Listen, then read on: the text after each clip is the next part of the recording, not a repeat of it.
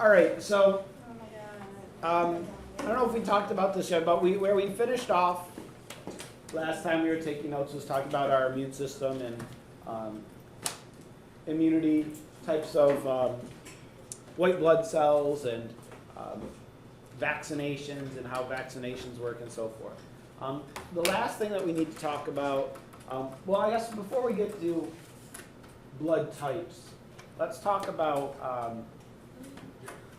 our immune system is really, it's not our body's first means of defense against infection. Okay? But our body has many ways of preventing pathogens from entering our body in the first place. Bless you. Okay? And this is just an example of some of those. So our skin obviously is probably the biggest protector of preventing pathogens from entering our body. Our skin provides a barrier, okay, to pathogens.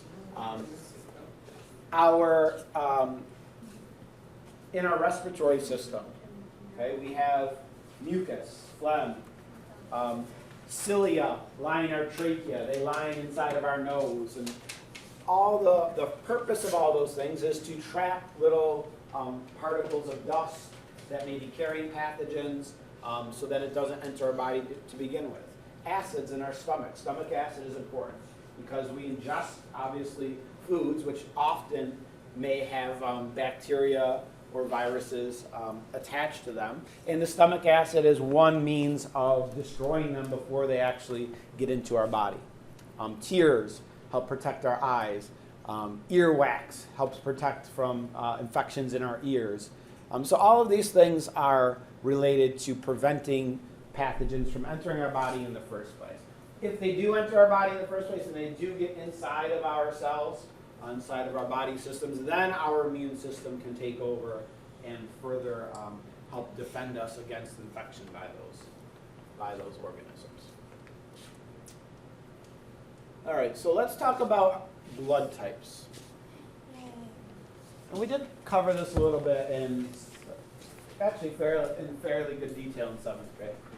But there are many types of blood groups, we call these. We are really probably only familiar with 2. You've probably only ever heard of 2 blood groups. The ABO blood group and the Rh factor blood group. But there are many other blood groups. And what these blood groups are is they are various antigens that are present on the surface of our red blood cells.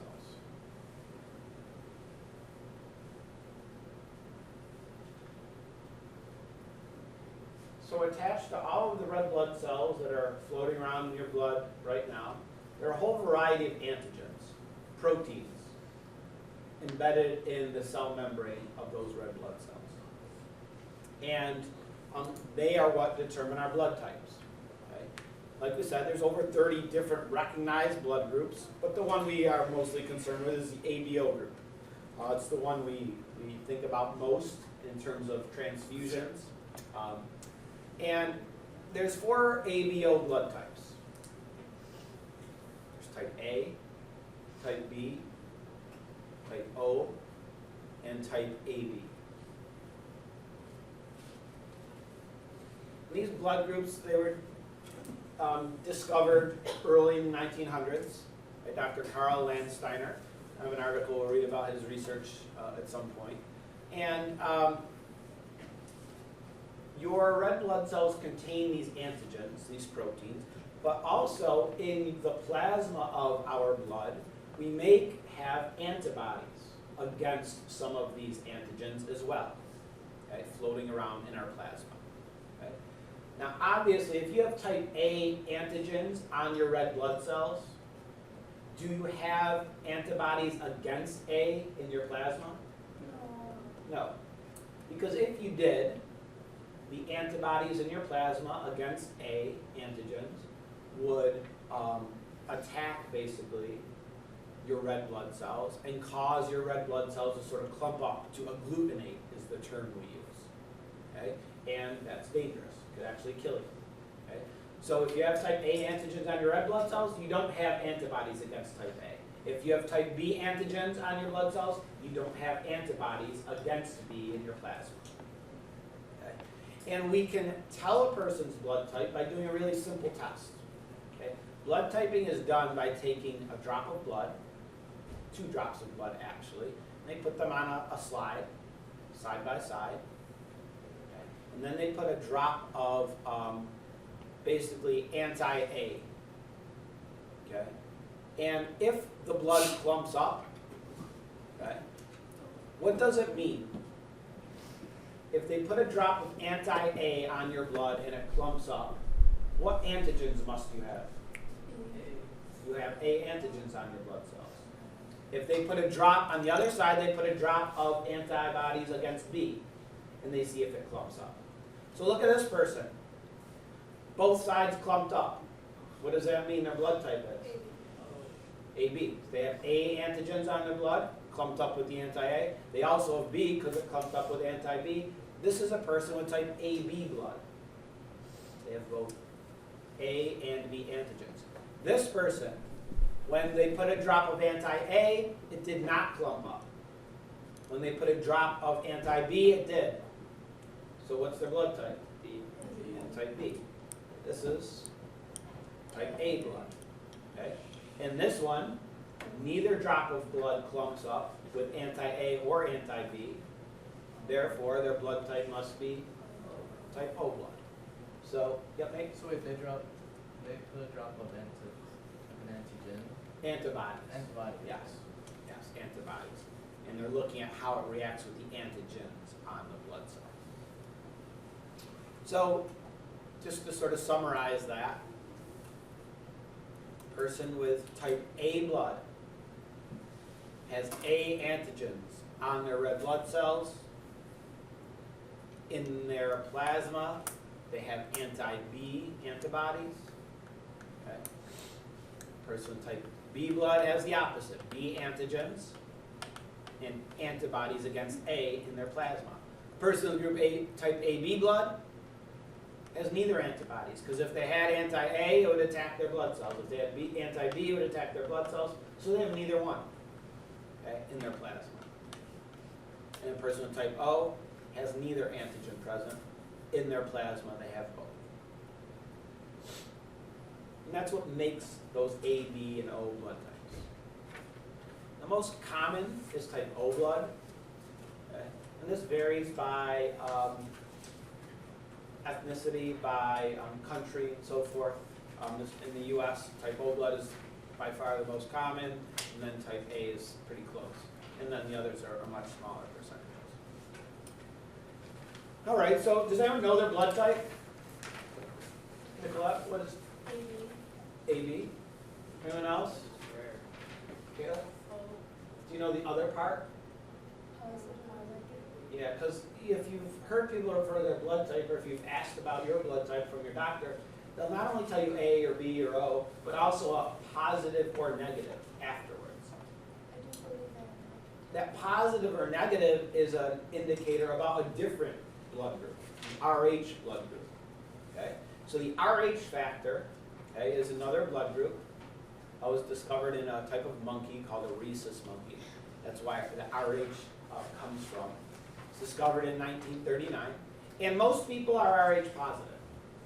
Okay, what that means is that they have on their red blood cells an antigen, this Rh antigen. Right? If you have the antigen on your red blood cells, again, you don't have antibodies in your plasma against it, because your plasma would be, those antibodies would be fighting your own blood cells. So Rh positive individuals, okay, do not have anti-Rh antibodies in their plasma. Okay. So this becomes important, especially in women, and especially during pregnancy. Okay. Because if a woman is Rh negative, that means on her red blood cells, she doesn't have the Rh factor. Okay. But if she is exposed to some foreign blood that does have that Rh factor, she will develop antibodies against it. When might she be exposed to foreign blood?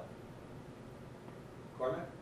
Like if she's having a kid. Yeah, like if she's pregnant, because an Rh negative woman can become pregnant with a child that's Rh positive.